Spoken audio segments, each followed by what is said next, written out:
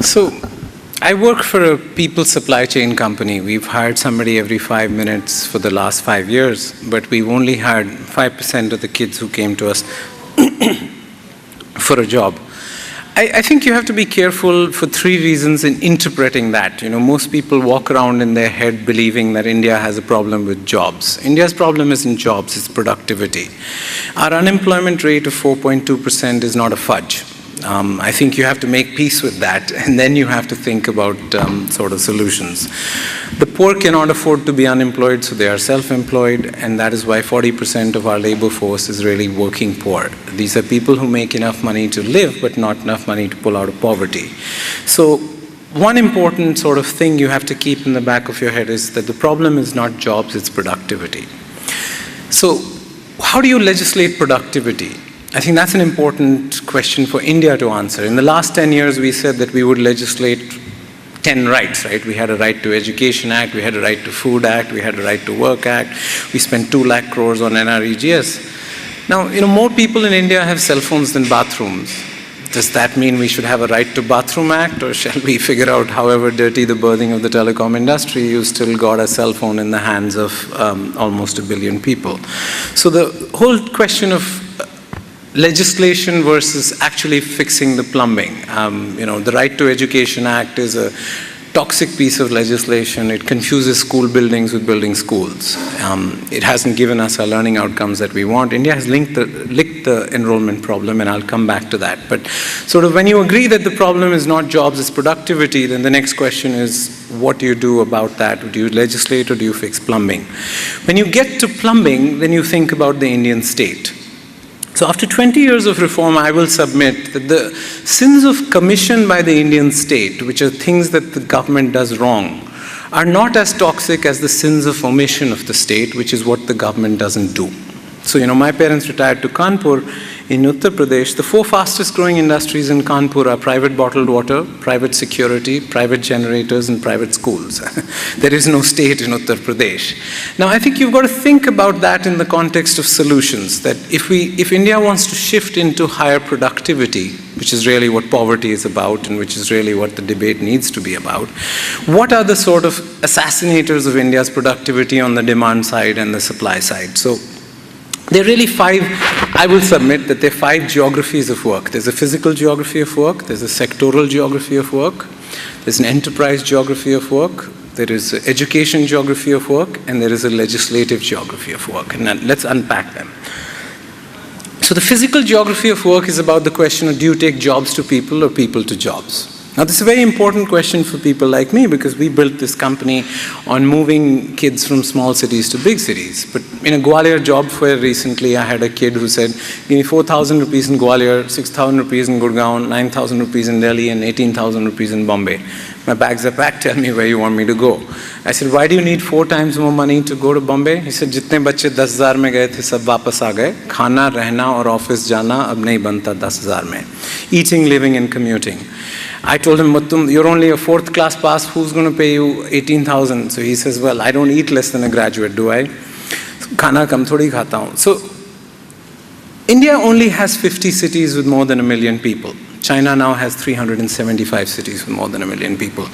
That means we've had a massive divergence between real wages and nominal wages in India. So we could get kids to move 20 years ago, or 10 years ago, 5 years ago to Bombay. It's practically impossible because the wage premium that they're demanding as a reimbursement is not possible to do.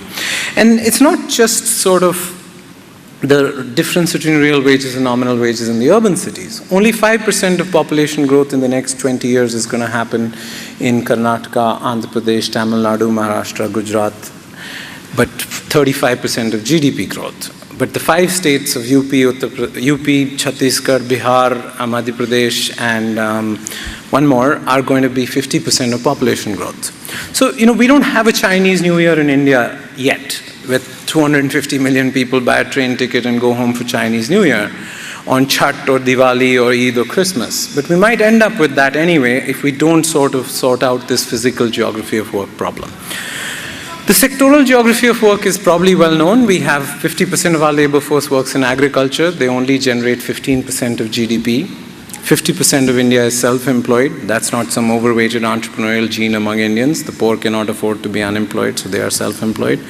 But most importantly, only 11% of India works in manufacturing. That's the same as post-industrial United States. I don't think we'll get to China's peak of 34% of the labor force in manufacturing, but 20% of the labor force is doable, and that's another 100 million jobs in manufacturing. The enterprise geography of work is something we are forced to pay attention for, because obviously every enterprise is a potential customer. But if you think of it, 63 million enterprises in India, 12 million of them don't have an office or an address. 12 million of them work from home. Only 8.5 million enterprises have some form of tax registration, a PAN number, a TAN number, a GST number. Only 1.5 million enterprises pay Provident Fund or ESI, which is mandatory for every enterprise. There are only 1 million companies with ROC. Of those, 930,000 are private limited companies. So of the 70,000 public limited companies, there are only 50,000 companies which posted a job on Naukri or Monster, which is a free job posting. But there are only 14,500 companies with a paid-up capital of more than 10 crores. So if you look at India's enterprise stack, the 63 million enterprises doesn't mean much if it translates only to 14,500 companies with a paid-up capital of $1.6 million. And this smallness or this informality has huge implications for productivity. So if you rank manufacturing companies in India by size, at the 90th percentile and the 10th percentile, there's a 22 times difference in productivity. From my perspective, if you're not productive, you can't pay the wage premium. If you don't pay the wage premium, you'll never break out of that low-level equilibrium where you'll stay a dwarf rather than be a baby, right? So most of corporate India is dwarfs rather than babies. It's a sampling error, the kind of companies which come to this place from a labor market perspective. The education geography of work, I can just jog your memory if you don't remember, or if you don't know this. 265 lakh kids take the class 10th exam every year, 105 lakh fail. 160 lakh kids take the class 12th exam every year, 80 lakh fail. Of the 80 lakh who pass the class 12th, 50 lakh go to college and 30 lakh disappear. It's important to think about whether we're going to send everybody to college, right? That's an important policy objective which we say, but that might be something which we want to question. And if you think about the skill system, we're not teaching kids what we at the exit gate of the education system want. So you're still teaching an automobile mechanic with a carburetor. No Indian car is made of the carburetor. You're still teaching an electrician on a DC fan. NCVT requires you to teach him on a DC fan. There is no DC fans available in the country. And of course, if you think about the college system, I had a BA in English who was shoving his certificates in my face, and I kept talking to him in English, and he kept answering me in Hindi, and I said, English is like Windows, it's an operating system, your employment outcomes are 300% higher, why aren't you answering me in English? He said, आपको सच बताऊं sir, मैंने अपना BA English Hindi में किया है. And he could write, but he couldn't really talk. So the education geography of work at all three levels has some challenges, and I'll go into the possible solutions. And then there's the legislative geography of work, which is really labor laws. And I think we need to step back. I know people it's a controversial issue, but we had 90% informal employment in 1990. We have 90% informal employment now, which means that 100% of net job creation in the last 25 years has happened in informal jobs, those 63 million enterprises I talked about, rather than the 14,500. So there are costs of labor laws, and the biggest cost is informality. Labor laws are not influencing job creation, they are influencing formal job creation. I wanted to cover these 5 geographies of work. I can tell you what are the specifics, but if you think about the policy agenda right now, the physical geography of work is about smart cities and urbanization. The sectoral geography of work is about Make in India. The enterprise geography of work is about ease of doing business and GST. The education geography of work is about the new Ministry of Skills, it's about the new vocational universities, it's also about amending the Right to Education Act to become the Right to Learning Act. And the legislative geography of work is really about labor law reform.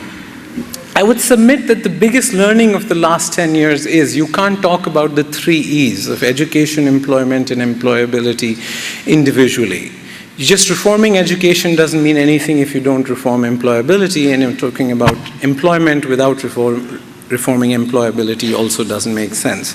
So probably for the first time, and maybe because we had to learn over the last sort of 10, 15 years, you have an integrated plan for the 3 E's, which is sort of being executed. So if you think about the supply side and the demand side, and I'll lay out the sort of agenda, on the supply side, there are 3 problems, right? There's a matching problem, which is connecting demand to supply. There's a mismatch problem, which is repairing supply for demand. And there's a pipeline problem, which is preparing supply for demand. So when I distinguish between prepare based on the opening balance of the child or the duration of the course. Now, matching is a huge problem. You know, the government runs 1,400 employment exchanges. Last year, to the 4 crore people registered, they only gave 3 lakh jobs. And matching is not a trivial problem. How does a kid in Durgapur find a job in Bangalore? How does he move without a job? Where does he stay? You know, the Nobel Prize in Economics went to Peter Diamond a few years ago for his work on search costs in labor markets. So it's important for us to recognize that the lowest hanging fruit in labor market efficiency is just matching. Employers being able to find employees at the cost with the skills that they want. And so we have to convert our employment exchanges to career centers.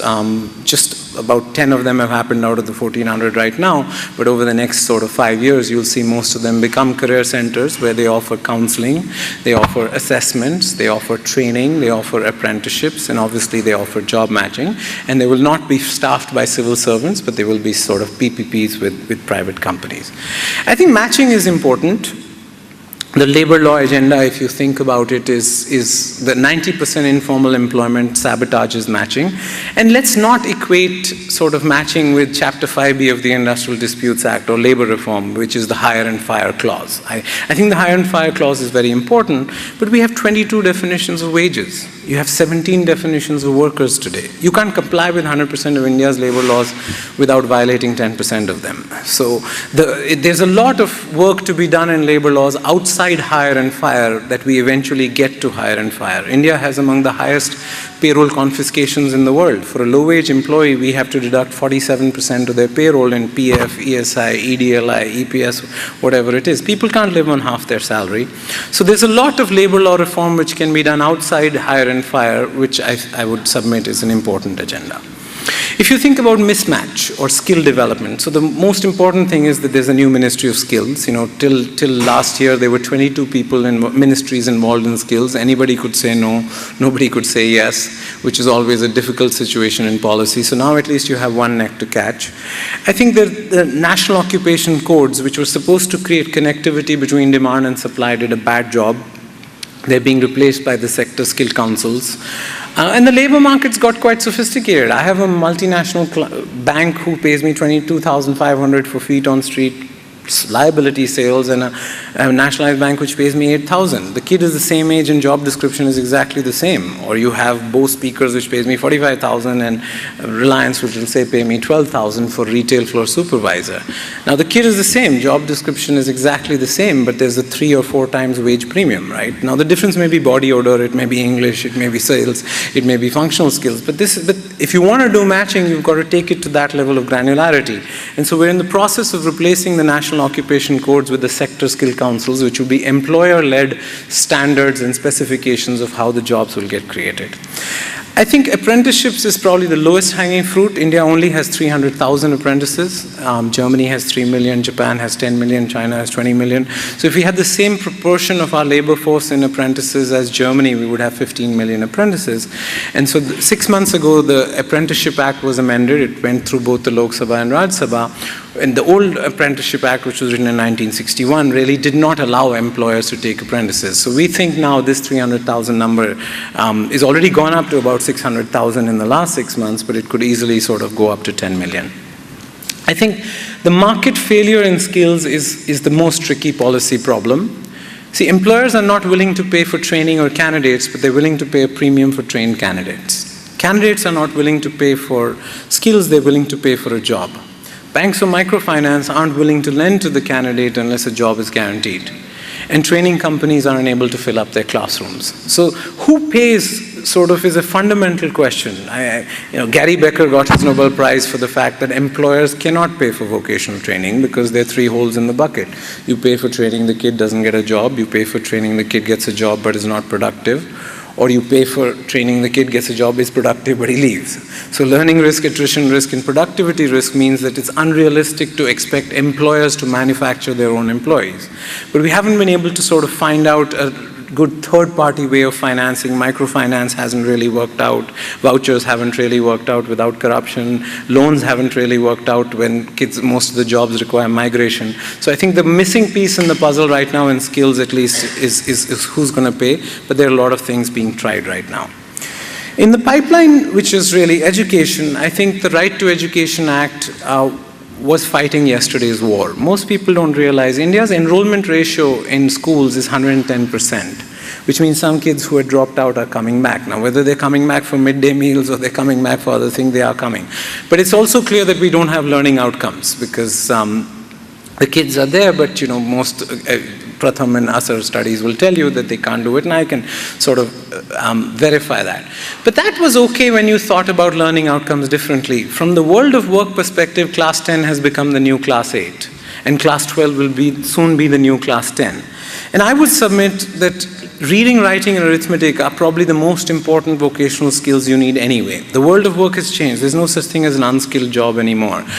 Security guard who can double up as a receptionist during lunch will get a 4,000 rupee wage premium.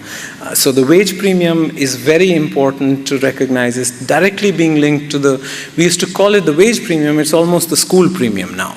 There's not actually, there's an interesting divergence happening between the school premium and the wage premium. So we have to amend, and we are in the process of amending, India is in the process of amending the Right to Education Act to call it the Right to Learning Act. And one state has already gone ahead and done that, which is Rajasthan. So they got rid, the Right to Education banned exams before class 8. It had taken away learning outcome accountability for teachers. It had done many things which purist educators will say is the right thing to do, but in an Indian situation, it didn't work out. I think the pipeline question of how many kids need to go to college is an interesting question for India. We have, like most countries, we say everybody should go to college, so we've set ourselves a target of reaching a 30% gross enrollment ratio, which is kids between 18 and 24 who are in college. India's gross enrollment ratio is 18% right now. The world average is about 26%. The US is at 50%. But college isn't what it used to be. 31% of retail sales clerks in the US now have a college degree. That used to be 1% in 1970. 60% of taxi drivers in Korea now have a college degree. That used to be 1% 10 years ago. And 15% of high-end security guards in India now have a college degree. That used to be 2% 2 years ago. But the social signaling value of college obviously matters, right? As shadi kaise hogi, but it's not only shadi kaise hogi. I went to Wharton. Wharton is a good place to be at, but a better place to be from. I think the further away you get from your IITs or IIMs, you will recognize that the primary value. And Michael Spence got the Nobel Prize for his work on social signaling value of higher education. It leads to better matching. The wage premium for life is sort of completely different if you do higher education. So India is struggling with this whole thing of cost, quality, and scale, right? We had a very interesting randomized trial in education regulation in India in the last 20 years. So we have 1.5 million engineers every year, but we only have 34,000 doctors a year. So what are the consequences of that? Well, 30% of engineering capacity is empty. Anybody who wants to be an engineer can be an engineer.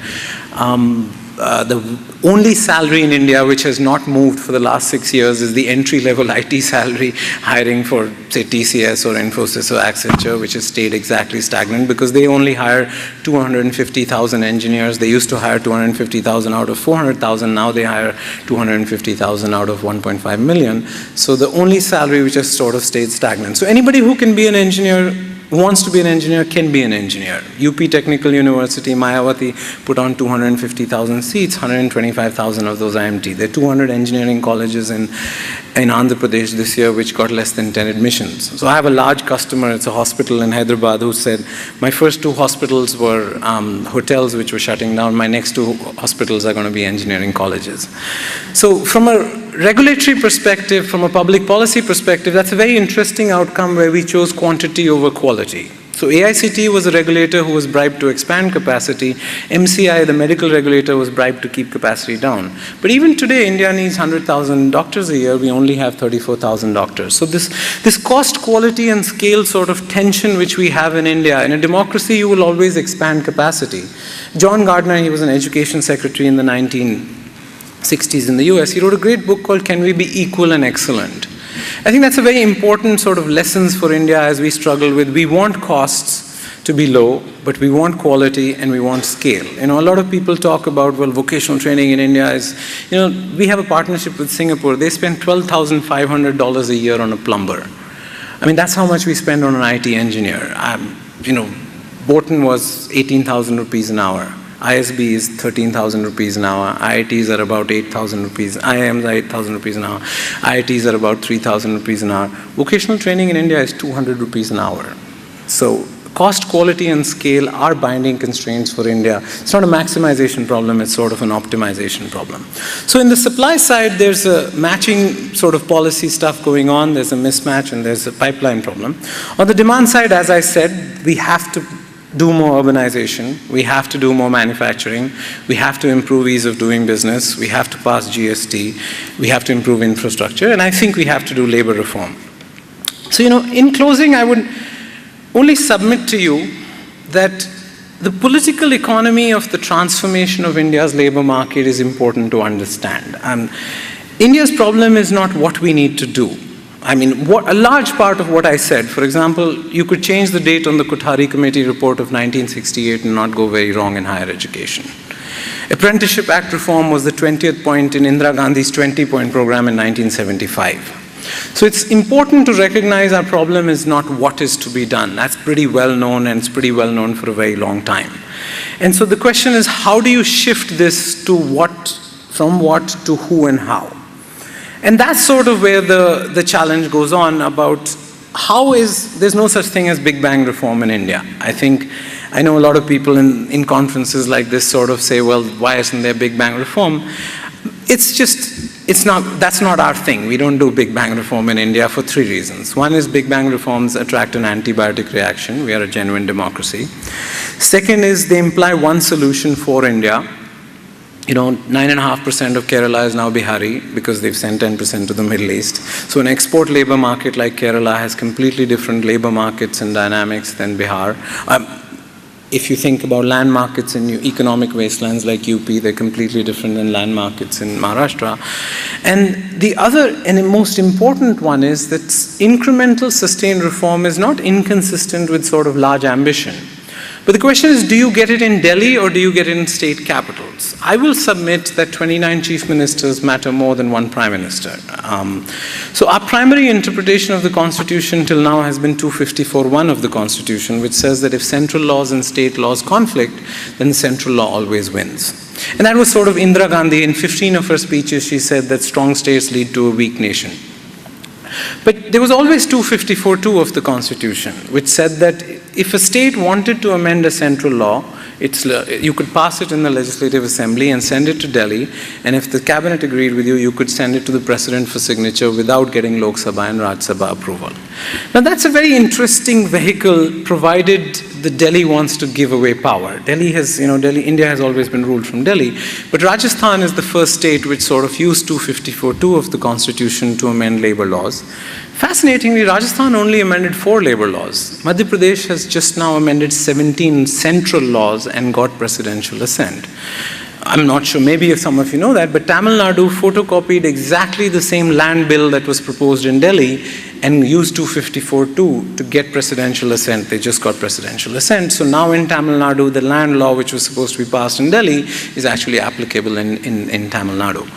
So 29 chief ministers is where the action for job creation shifts, because infrastructure decisions, education is a state subject, it's a concurrent subject, but school education, health, a lot of the stuff that we guys sort of worry about is actually shifted to states. In fact, more than 29 chief ministers, we need 100 mayors, right? Unfortunately, the only real mayor in India is the chief minister of Delhi. That's why that election is fought on electricity, law and order and power. But in 1924, Vallabhbhai Patel was the mayor of Ahmedabad, Jawaharlal Nehru was the mayor of Allahabad, Chittaranjan Das was the mayor of Calcutta and Rajendra Prasad of Patna, and I have 8 letters of Jawaharlal Nehru talking about street lights, or 9 letters of Vallabhbhai Patel talking about sewage outside a school, right? Can you imagine Jawaharlal Nehru's great-grandson ever writing a letter about street lights? Parachuting from the top, you have no idea, right? So my submission is it took us 69 years to get power from Delhi to state capitals. I don't think it'll take that much longer to get it to cities. There are lots of experiments sort of in the process right now which might move us in that direction. So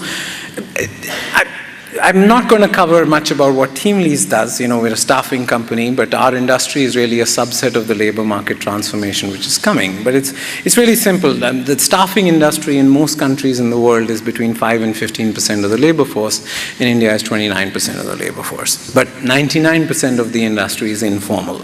So formal staffing is only 1% of the total industry in India. And I think that is going to change over the next 10 years for 3 reasons. One is the regulatory context is changing. See, most of my competitors are criminals or politicians who provide 3 services. If the labor inspector comes, I'll make him go away. If you ask for a permanent job, I'll break your legs. And most importantly, gross salary is equal to net salary. Because of the 49% payroll confiscation, as opposed to people like me who pay 2% of the ESI in this country and among the largest payers of Provident Fund in the country. So the regulatory context of when labor laws happen, labor law reform increases the costs of informality and reduces the costs of formality, so the industry increases. I think customer preference has already changed. Customers care about compliance, they care about operations, they care about IT, they care about CRM. So from 1% of the market, the formal sector will easily go to 40-50% of the market. But I think there is another thing about emerging markets, is we skip the learning. The changes in the world of work which are happening sequentially in developed countries. But the employment contract has shifted from being a lifetime contract to a taxi cab relationship. So whether you call it the Uberization of the workforce or the gig economy at one extreme and the state electricity board employee at one extreme. So the state electricity board has a defined benefit pension, index linked, guaranteed for life, while every Uber driver is self-employed. I think the life will obviously settle somewhere in between, but it will clearly shift away from the defined benefit, index-linked pension, guarantee for life. And so the staffing industry, which sort of allows you to think about people less as a fixed cost and more as a variable cost, it allows you to think about many companies being born in India think about staffing very differently than the companies which were born in India 10 years ago, or new companies who are thinking about that globally. So, in closing, there's going to be a labor market transformation, which obviously is going to lead to a staffing industry transformation in my head. But I think the more important one is the labor market transformation. When I landed in the US in 1994, there was a front page article on the Wall Street Journal which said that India is more interesting than important. I hope that journalist is eating the newspaper on which he wrote that, right? What's happening in India is not once in a decade or once in a millennium. It's really once in the lifetime of a country. But from my vantage point, you have to think about the labor markets. I memorized Pandit Nehru's Tryst with Destiny speech when I was a kid. But we missed our tryst with destiny. There are 90,000 kids come to me every month. I hire only 5,000 of them. These kids don't have a birth defect. So there are 300 million people in India who will never read the newspaper that they deliver, or sit in the car that they clean, or send their kids to the school that they help build. But I don't think this is a problem like cancer or climate change. This is really a plumbing problem. And I think now we finally recognize that this plumbing is not as difficult as we thought it is. And we spent 2,20,000 crores on NREGS. Imagine if we had spent 10,000 crores of that on an apprenticeship program. Because a job sort of changes your life in a way that no subsidy ever can. I think there is a recognition that the government's ability to create jobs. NREGS was a poverty floor program.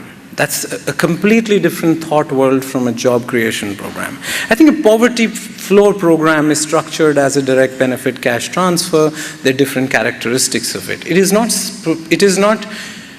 used to rig the base minimum wage. It's sort of like LIBOR, right? And the NREGS didn't get rid of farm labor. It just made the farm labor available at an artificially high cost, which had sort of many spin-off implications. I mean, we essentially converted a high-growth, low-inflation economy into a low-growth, high-inflation economy, with the fundamental thought world that we don't know how to fix employment. We don't know how to fix skills, so we've got to sort of bust the fist and do it. The government has to do it.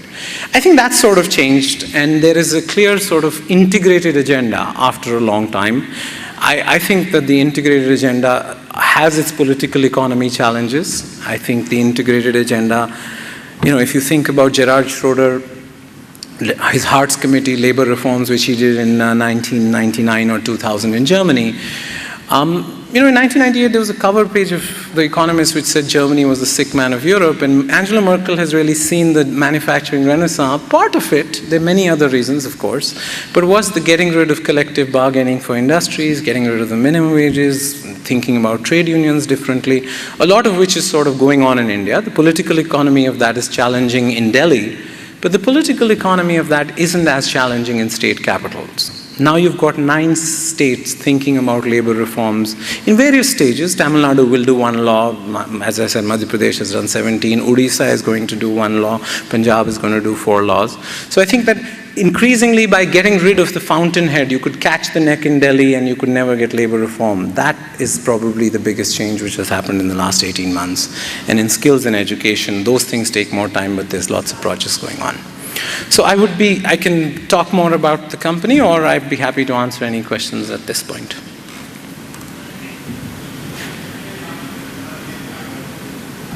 Yes, sir.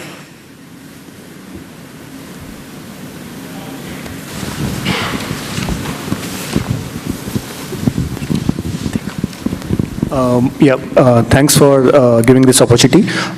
Within this integrated framework that you spoke about, which ones you think realistically could be achieved in terms of impact within this remaining tenure of the government? So all will eventually flow through over a certain time frame, but which ones between these 5 you really think will have an impact? And also from every item you said, for example, physical, you said make in India and all that. So which programs will have relevance? Obviously the lowest hanging fruit is labor laws, right? So Rajasthan has seen a doubling in its factory registrations in the 1 year before and 1 year after. It's people haven't picked up on this. So it's just factory registrations, I agree. But, they are half a kilometer from Manesar. Bhavadi is just across the road. So if you have a different labor law regime across the road, I think it's attractive to labor-intensive industries. I think ease of doing business is substantially having an impact. There is 100% online labor compliance now in Rajasthan, and I think it'll be there in Punjab. It is already there in Punjab, as opposed to 42 forms that we were required to fill 2 years ago. Now, I know this is plumbing, I know it's not sort of interesting, but I think the ease of doing business is a public objective, of course, for the World Bank report. But to me, the DIPP report is more interesting, because now 17 chief ministers have appointed somebody or the other to try and game that score. Now, yes, gaming the score doesn't always mean that business becomes easier, but that score has been, that model, it really does capture a lot of the regulatory cholesterol that individual employers have to deal with, right? So large employers will, of course, create employment, but it is the 63 million enterprises which needs to come down to, so if you have 63 million enterprises for 400 people in the labor force, we have 1 enterprise for every 8 people in the labor force, right? I think we need to come down to sort of 20, 30 million enterprises, but 20, 30, 40 people per enterprise. And those enterprises need to be more productive. So the ones which you will see a dividend before the next election, if that's your question, it is going to be, I think, ease of doing business. I think it is going to be the skill program. You'll easily have more than 10 times the number of apprentices that you had before. And you're having a number of action on the state skill mission.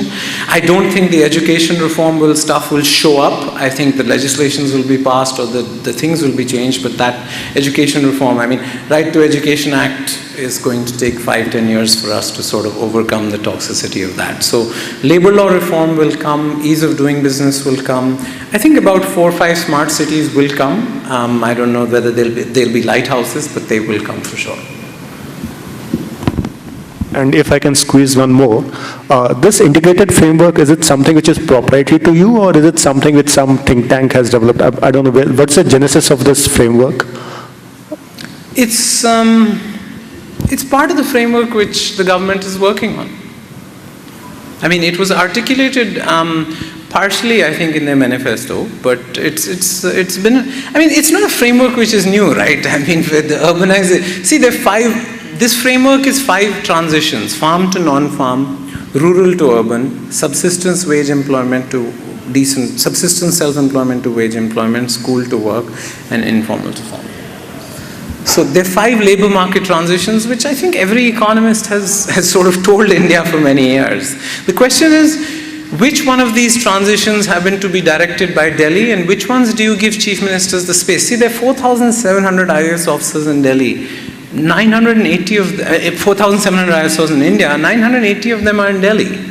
The 3 largest ministries in Delhi are Ministry of Health, Ministry of Social Justice, Ministry of Rural Development, and Panchayati Raj by head count. The center has no role in these 4 ministries. So I think there was if you look back at the Constituent Assembly debates, there was before a partition, the Constituent Assembly sat from December 46 to December 49. From December 46 to 47, the Constituent Assemblies were actually going to give a lot of power to the state governments. But when partition happened, there was a reaction saying that India might break up further, so let's make a very strong center. And that was probably the right decision at that point in time. But in 1969, which was maybe 1973 or 74, 85% of state government assistance was centrally sponsored schemes. It made no sense for you to take money from states and then specify how you can spend it. So the devolution of powers of funds, the devolution of funds, functions, and functionaries to states is, I think, a given. And that is really where you will see massive divergence between states emerging. The whole of India doesn't have to be competitive for Make in India, as you said. I think Andhra Pradesh will be competitive for Make in India. I think Tamil Nadu is already competitive for Make in India. I think Gujarat is already competitive. Gujarat is 3 times the GDP of the nation in manufacturing. So the notion that the whole of India will be, so Make in India will show up, but it will show up in 4 or 5 states. Thank you. Manish, I have one question. You mentioned about the number of cities and versus that in China, and plus you also mentioned that India has a very large labor force even outside the cities, where you can transport some of their labor from one place to another. India is a very large country, and with very diverse cultures or programs in various states. So how do you see companies getting into the formal sector managing this transition or ferrying people from one place to another without decentralizing themselves and incurring a lot of cost? I didn't understand the question. What do you mean? So what I'm asking you is, for India is just 50 cities, and probably bulk of the labor market which you pull up for those 50 cities is from across the country. Yes. And India being so large and with very diverse in terms of languages, etc., how would a company tap that potential to ferry or take into account so many people from various places, various small areas in a cost-effective manner and deliver it to the right place?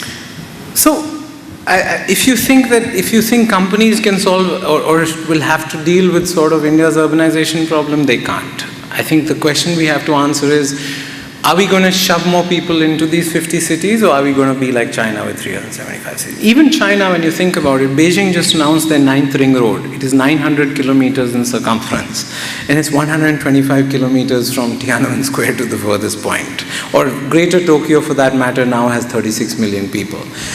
I don't think Indian cities will be able to handle that much sort of migration, because we just don't have the plumbing of it all in that sense. But if you think about development, for the first 4 years of Teamlease, we had employees in 200 cities.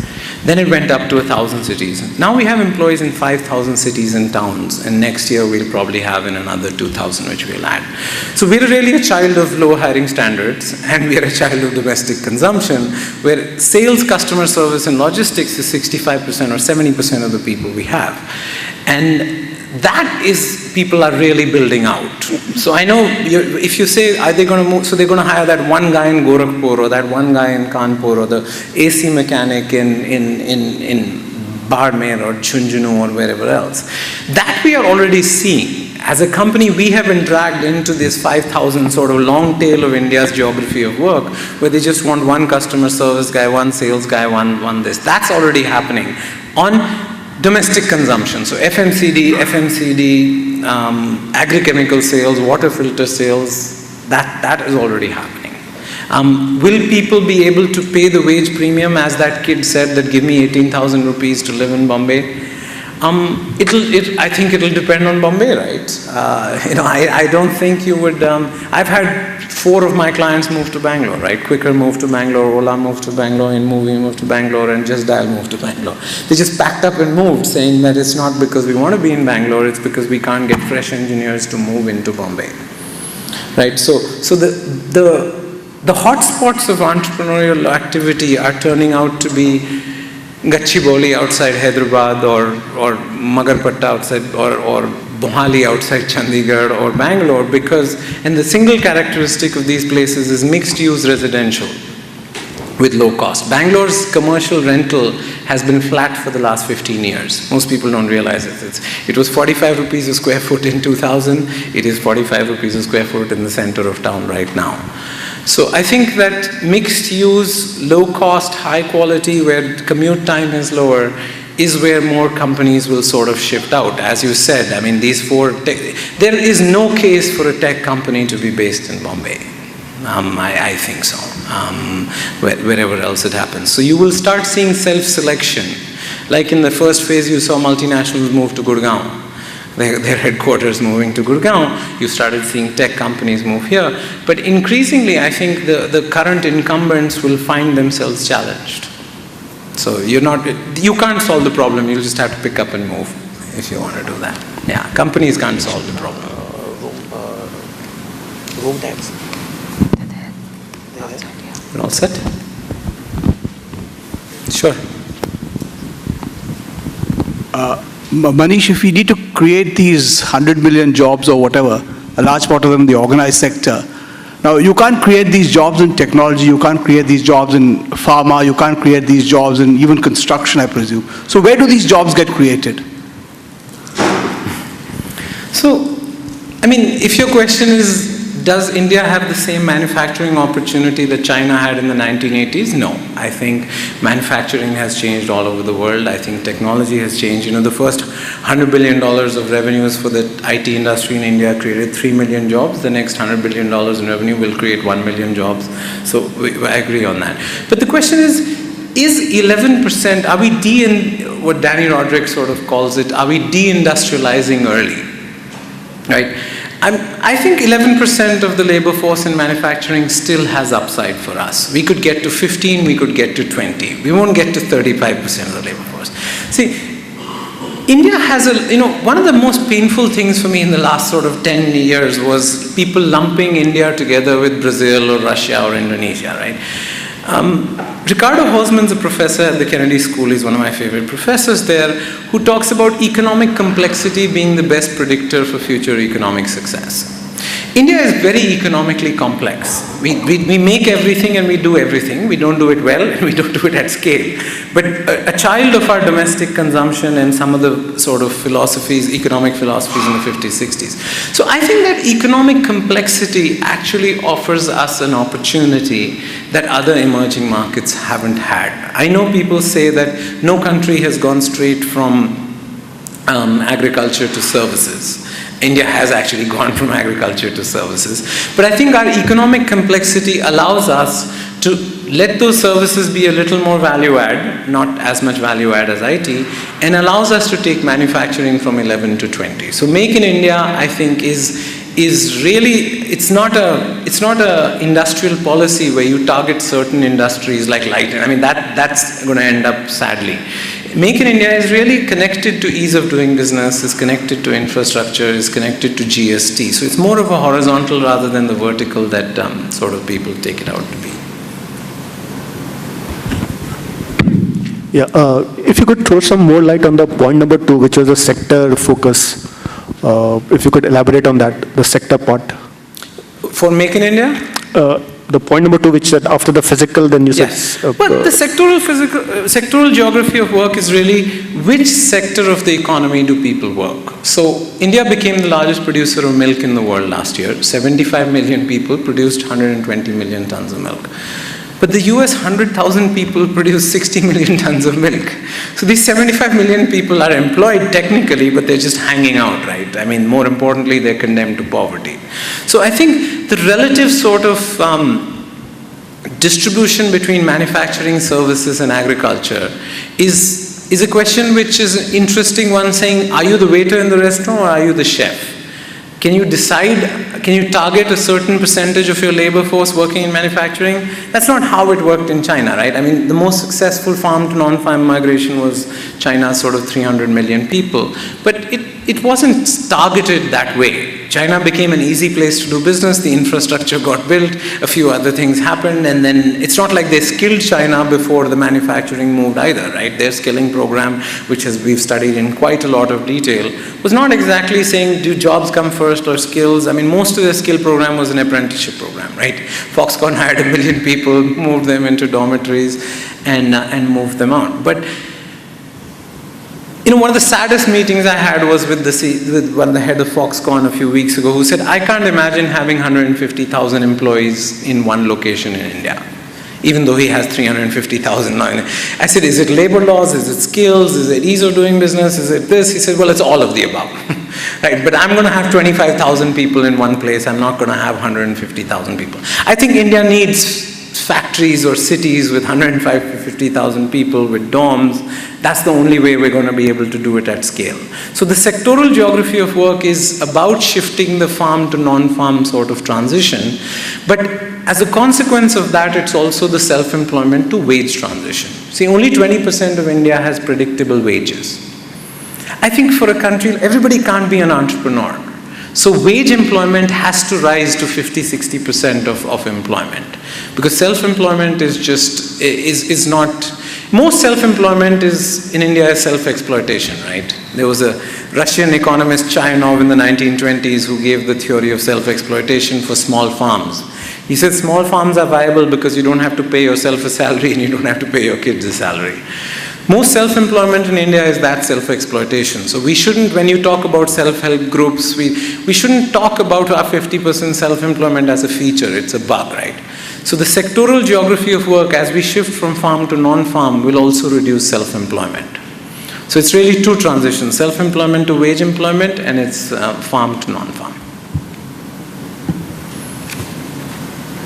Great. Thank you very much. It's a pleasure talking with you.